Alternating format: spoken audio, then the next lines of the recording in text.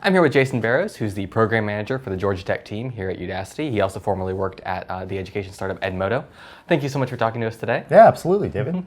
So the first thing I'd ask is that many of our students in this class might be interested in spinning up their projects to a startup after this class is done. Okay. What are some obstacles or some things to keep in mind when dealing with the business side of educational technology? I mean, one, you really want to go in and exhibit a lot of patience.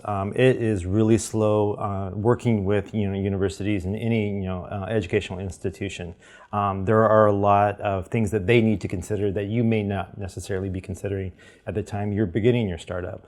They have federal laws, state laws, and you have to look out for students' rights and privacy, and all that comes into play anytime you want to work or do anything on a educational institution.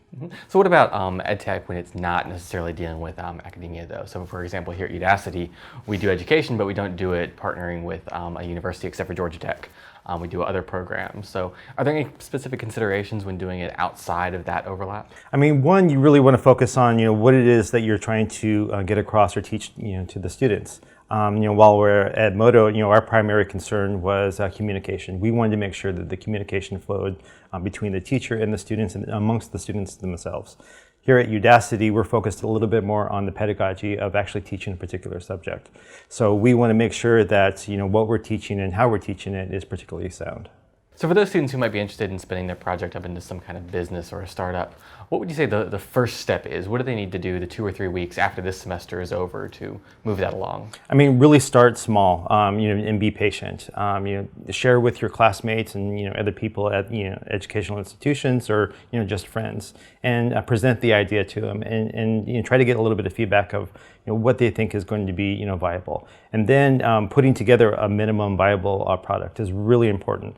You don't want to go too far and try to build something that's going to get a lot of users right away. It's going to take time.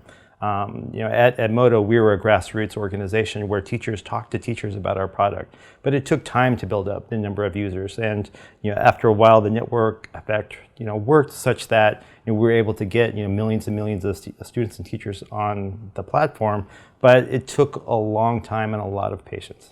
Yeah. Makes sense. So for those students who might want to go into the business side of educational technology, do you have any final suggestions for them before we sign off? Again, patience. If you're going to work with any kind of educational institution, they have their process. And what we've discovered, or I discovered here at Udacity, working with Georgia Tech, is the business world moves at the speed of light, and unfortunately, the academic world doesn't. And for good cause. They need to be careful, and they're trying to protect their students. They're trying to protect their institution. They have state laws, federal laws, and all that stuff. And working through that stuff, takes time. And the more you can communicate and be open with what you intend to do and share with as many people as possible, the better luck you're going to have. Yeah, I can say I participated kind of peripherally in the NSF I-Core process that looks to develop academic research up into businesses.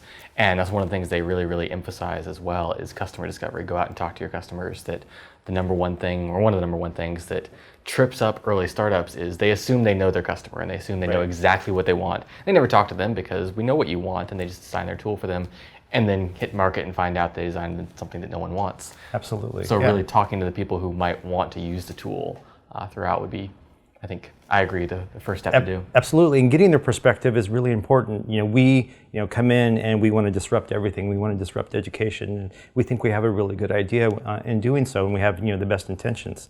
But oftentimes their perspective, while sometimes even archaic, is still pretty valuable. And you want to make sure you take that into account because these are the people you're going to be working with. Yes, we all want to serve the students and make the world a better place, but we need to do it in a measured fashion.